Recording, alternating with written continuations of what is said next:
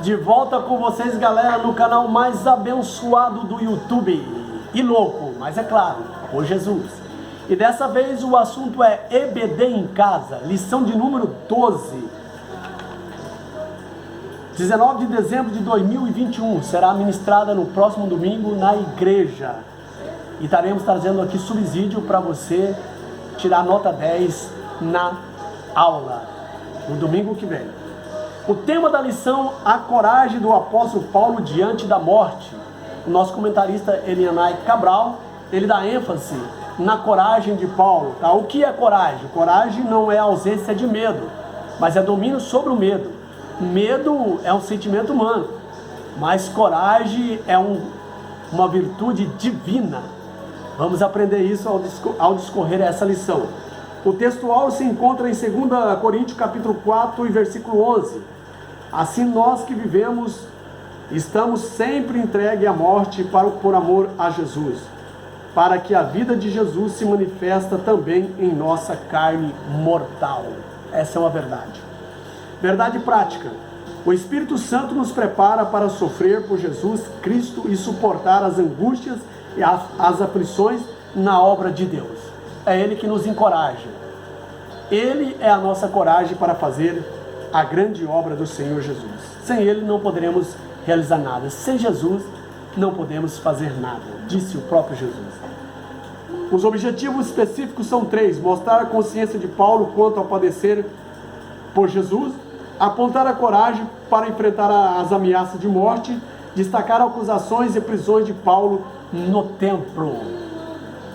Nossa introdução, o Senhor Jesus nos fala que nós devemos ter consciência, né, para a obra que nós somos chamados no reino de Deus. Então, nós temos que ter consciência que nós não fomos chamados, né, para viver mar de rosas, mas sim para enfrentar dificuldades. Porque nós estamos no mundo, mas não somos do mundo. Nós somos chamados para fora do mundo, para não viver segundo o sistema do mundo, mas segundo a vontade de Cristo. E por causa disso nós seremos odiados. Por amor a Cristo nós seremos odiados pelo mundo. Mas nós temos que ter consciência disso, para nós enfrentarmos com coragem, cheio do Espírito Santo, né? E fazer a obra de Deus com muito amor. Foi isso que aconteceu com o nosso querido apóstolo Paulo. Primeiro tópico, a consciência de Paulo quanto a padecer por Jesus. Paulo era consciente, né? Quando ele se converteu ao cristianismo, o próprio Jesus disse a ele: você verá o quanto você há de sofrer pela a minha obra. Foi isso que Deus... Então Paulo tinha consciência, né, do que ele padeceria pela obra de Cristo, porque ele perseguiu a igreja de Cristo antes de se converterem. E Jesus lhe advertiu dizendo essas palavras. No primeiro item do primeiro tópico, a insistência de Paulo em ir a Jerusalém. Nas primeiras lições deste estudo, vimos que por meio da resposta divina a Ananias, o nosso Senhor disse que Paulo haveria de padecer pelo seu nome. Atos 9:15. Esse tempo havia chegado para o apóstolo, haja visto o seu desejo de ir a Jerusalém, mesmo após ouvir o profeta Ágabo dizer-lhe que os judeus o entregariam nas mãos dos gentios. Atos 21:11. Entretanto, por meio do Espírito Santo, Paulo discerniu que era a vontade de Deus que ele enfrentasse prisões e açoites pelo nome de Jesus, conforme ele mesmo reconhece. Mas em nada tenho a minha vida por preciosa, contanto que cumpra com alegria a minha carreira. Atos 20:24. A profecia de Ágabo, porém, não tinha caráter decisivo, mas deixava o apóstolo com a consciência livre para ir ou não a Jerusalém. Ele sabia que seu sofrimento era inevitável, primeiramente em Cesareia, depois em Jerusalém. É preciso que todo obreiro tenha pleno discernimento das circunstâncias por fazer a vontade de Deus. Embora Paulo fosse avisado do que ele ia sofrer em Jerusalém, a advertência do que ele ia passar em Jerusalém, sabedor através do Espírito Santo, pelo profeta Ágabo, mas Paulo não hesitou ir em Jerusalém, ele enfrentou, porque ele sabia que ele devia padecer pela obra de Deus. E ele disse que eu não vou só ser preso, mas eu vou até a morte por amor a Cristo. E nós, obreiros, temos que ter essa consciência, essa coragem que o apóstolo Paulo teve para fazer a grande obra de Deus. No segundo item, de Mileto para Tiro. Paulo tomou uma embarcação que ia de Mileto para Tiro. Atos 21, versos 6 e 7. E sua despedida em Mileto foi muito especial.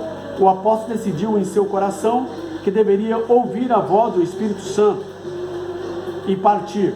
Atos 20, 17 e 38. Atos 21, do 1 ao 6. Nada mais o prenderia, nem mesmo os filhos da fé que ele fizera por Cristo, ou para Cristo. Em Tiro, Paulo se encontrou com um discípulo da cidade e foi ali que lhe aconselharam a não ir a Jerusalém, pois enfrentaria muitas ameaças. Esses irmãos oraram de joelhos na praia pelo e com o apóstolo. Atos 21, 3, versículo 3 ao 5. Nesse lugar havia o bálsamo espiritual misturado à tristeza da despedida. Esse episódio mostra o quanto devemos cuidar um dos outros, principalmente quando nós encontramos numa missão espiritual. Apóstolo Paulo, nessa viagem missionária, ele passou pelas igrejas onde ele havia plantado, e ali, mesmo nessa missão árdua, sabendo do seu sofrimento, Paulo para em cada igreja, em cada cidade, e fortalece e consola os irmãos das igrejas, a respeito da fé em Cristo Jesus, para que eles ficassem firmes. E os irmãos, em consolidação com o apóstolo Paulo, consolam-o também, abraçam ele, tenta impedir dele ir a Jerusalém para não sofrer, o que foi profetizado. Mas uma vez vendo que Paulo não hesitaria ir, eles não poderiam impedir, então disse: faça segundo a vontade do Senhor. E ali abraçaram Paulo, oraram com Paulo, consolaram Paulo, e Paulo deu o ósculo santo em cada irmão e partiu rumo a Jerusalém, a sua grande missão. Terceiro item, passando por Cesareia, nessa cidade o apóstolo aproveitou a ocasião para fortalecer a fé dos cristãos de Cesareia. Ali Paulo encontrou um dos diáconos eleitos em Jerusalém, que se tornaram um evangelista inflamado pelo Espírito Santo, Filipe. Este recebeu e hospedou o apóstolo e seus companheiros em sua própria casa. Segundo a narrativa de Lucas, Filipe era um homem espiritual e suas 4 filhas donzelas eram profetisas. Atos 21, versículo 8 ao 9. Nessa permanência de 8 dias em Cesareia, Paulo não se organizou para ficar mais tempo e resolveu seguir pela estrada até Jerusalém. É muito significativo quando o nosso coração, informado pela convicção do Espírito Santo, persevera em cumprir a missão outorgada por ele. Então Paulo estava determinado a enfrentar as perseguições, a dificuldade em Jerusalém. Mas mesmo assim, ele, passando por essa cidade onde ele plantou as igrejas, ele consolava os irmãos, a se firmar, a se consolidar, na fé. E Paulo então segue a estrada em rumo a Jerusalém. No segundo tópico, nós temos a coragem para enfrentar as ameaças de morte. A coragem de Paulo para enfrentar as ameaças de morte.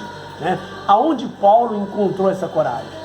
Somos sabedores que ela só pode vir do Espírito Santo de Deus. Primeiro item, a coragem do apóstolo pela voz do Espírito Santo. Depois de ouvir a mensagem profética acerca do risco de morte que enfrentaria em Jerusalém, Paulo procurou ouvir a voz do Espírito Santo ao seu coração. Isso deu-lhe uma certeza profunda de ir até o fim em seu ministério e, consequentemente, enfrentar qualquer ameaça. Note que a coragem do apóstolo Paulo não se baseava em si mesmo, mas no Espírito Santo de Deus. Por isso, serenamente o apóstolo exortou os irmãos em Cesareia para que não impedisse de ir a Jerusalém. Atos 21 e 13. Finalmente, aqueles irmãos entenderam que nada o deteria e disseram: faça a vontade do Senhor. Atos 21 e 14.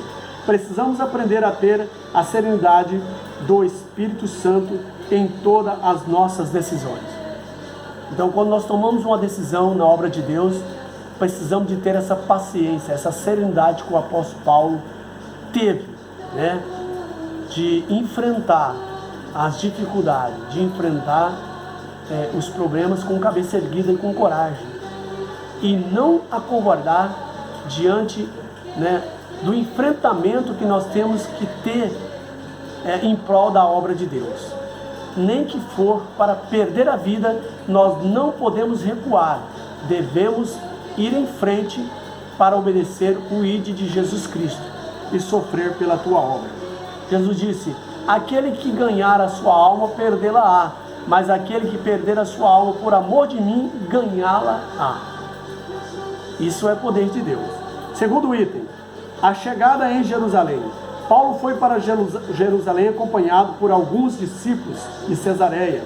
Atos 21 e versículo 16. Sua recepção em Jerusalém foi feita de muita boa vontade pelos irmãos da igreja. Atos 21 e 17. A notícia de sua chegada rapidamente se espalharia pela cidade. A ocasião era festiva e Jerusalém estava recebendo judeus de todas as partes do Império Romano para a tradicional festa do Pentecoste. Então Paulo chegou em Jerusalém numa ocasião da festa de Pentecoste. Paulo, ele pegou ofertas dos gentios convertidos ao cristianismo, porque os crentes de Jerusalém estavam passando por uma necessidade muito grande por causa da perseguição. Então ele pega essa oferta e vai até Jerusalém para socorrer os irmãos na fé que estavam sendo perseguidos em Jerusalém. E o outro objetivo de Paulo também era em participar, porque ele era judeu de nascença, era judeu nato, e ele tinha o desejo de estar em Jerusalém para participar também dessa festa que era tradicional, que era uma festa também, por que não dizer espiritual. Então o desejo de Paulo era estar ali, e também para fazer a grande obra do Senhor Jesus. No terceiro item, Paulo se depara com seus oponentes judeus. No dia seguinte à chegada em Jerusalém, Paulo encontrou-se com os anciões e Tiago, o irmão do Senhor Jesus, um dos principais líderes da igreja em Jerusalém. Atos 21 e 18, Gálatas 2 e 9. Ali todos ouviram do apóstolo o que Deus estava fazendo na vida dos gentios. Atos 21, versículo 19. Glorificaram a Deus pelas maravilhas que ele havia feito por intermédio do seu servo, o apóstolo Paulo. Atos 21, versículo 20. Entretanto, os irmãos da igreja em Jerusalém não deixaram de mencionar a Paulo a acusação dos judeus que haviam recebido o evangelho, mas estavam presos ao judaísmo. Atos 21 e 21. Esses judeus queriam um cristianismo judaizante, com os costumes e ritos tais como a circuncisão, a guarda do sábado e outros. Paulo, porém, era um antítese disso tudo. Paulo não concordava. Então, um problema muito, muito grande para Paulo, né? Uma perseguição levantada pelos judeus convertidos ao cristianismo. Queria que os judeus e os gentios que converteram ao cristianismo continuassem, né, na lei que outorgada por Moisés, que era principalmente a circuncisão e também a guarda do sábado. Mas Paulo, né, pregando o evangelho da graça, tirou todo esse encargo, toda essa lei, a 613 lei de Moisés, né, que o gentio não precisaria cumprir essas leis, a não ser se abster do sangue, da carne dedicada aos ídolos, da carne sufocada, e também se abster da prostituição. Esse era o único encargo que Paulo, através da graça de Cristo, impunha sobre os gentios. Ele não tinha nenhum dever de guardar, mas os judaizantes, convertidos ao cristianismo, não aceitavam isso e começaram uma grande perseguição ao apóstolo Paulo. No terceiro tópico, as acusações e a prisão de Paulo no templo. Tá? Primeiro item, as acusações mentirosas contra Paulo eram as seguintes. Quais eram elas? Que ensinava que os judeus entre os gentios deviam se apartar da lei de Moisés. Eles não deveriam circuncidar os filhos, nem andar segundo a lei de Moisés. Atos 21 e versículo 21. Os judeus, oponentes de Paulo, torciam suas palavras e incitavam o povo a rejeitá-lo. No obstante, Tiago e os irmãos da igreja fizeram a seguinte sugestão ao apóstolo: levar 4 homens que fizessem voto de Nazireu, pagar as despesas deles, raspar a própria cabeça, como demonstração de que praticava a lei. Atos 21, 23 e 24, versículo 23 e 24. Ainda que isto de nada servisse para Deus, o apóstolo passou pelo ritual de purificação com os nazireus, a fim de entrar no templo. Atos 21, versículo 25 ao 26. Ora, todo seguidor de Cristo deve estar pronto contra as falsas acusações dos oponentes da fé, quer o de fora, quer o de dentro. Então Paulo estava preparado para esse momento. Tá? Eles distorciam a palavra de Paulo. Paulo não estava pregando isso, mas Paulo estava pregando a graça, que não havia necessidade. Agora, os judeus que queriam continuar cumprindo a lei de Moisés, Paulo estava ensinando, mas não estava fazendo nenhuma proibição, mas distorciam, dizendo que Paulo estava tirando os judeus de praticarem a lei de Moisés. Então Paulo faz esse ritual para mostrar para eles que isso não era verdade, e entra no templo, tá? ao conselho dos anciões e de Tiago. Segundo item, a prisão do apóstolo e o enfrentamento contra os seus algozes. A maioria dos judeus da Ásia, que veio para a festa do Pentecoste, ao ver Paulo no templo, começou a alvoroçar todo o povo, lançando mão ao apóstolo, acusando-o de inimigo de Moisés e profanador do templo. Atos 21, versículo 27 e 28. Os homens que ouviram esses incitadores agarraram o apóstolo e o arrastaram para fora do templo, fechando suas portas. Atos 21, versículo 30. E essa gente começou a pedir o linchamento ou o apedrejamento de Paulo, e essa notícia chegou ao comandante chamado Cláudio Lísias. E este investigou o problema, prendeu e algemou o apóstolo Paulo, levando-o ao quartel-general que ficava na Torre Antônia, onde eram colocados os seus presos. Atos 21 e 33. Não nos esqueçamos dos milhares de cristãos que têm a sua liberdade cerceada por causa de sua fé em Cristo. Quantos cristãos é cerceado de praticar, de ensinar e pregar o Evangelho por causa de perseguidores que incitam a multidão a prendê-los, até açoitá-los, como aconteceu com o apóstolo Paulo. Mas oremos a Deus para que Deus tenha misericórdia e eles também venham a se converter ao Senhor Jesus Cristo. Terceiro item, Paulo dialoga com Lísias. Atos 21, versículos 37 ao 40. No diálogo com Lísias,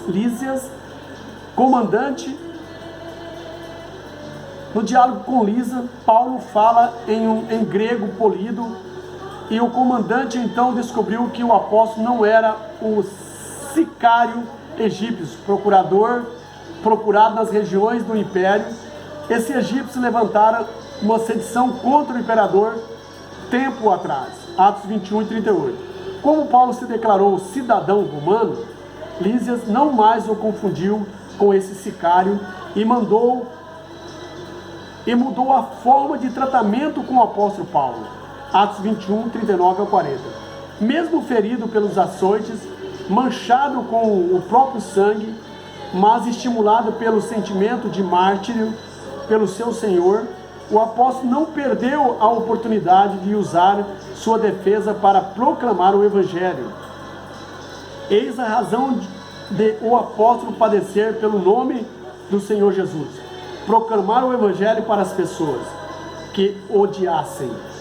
Às vezes somos provados por Deus e percebemos que a sua vontade é para que o Evangelho seja anunciado por meio de nós, aos enfermos no hospital, ao preso numa penitenciária, ao viciado numa cracolândia ou em qualquer outra circunstância desconfortável que ele nos coloca ou que nos colocará. Estejamos atentos para os caminhos que o Espírito Santo quer nos levar.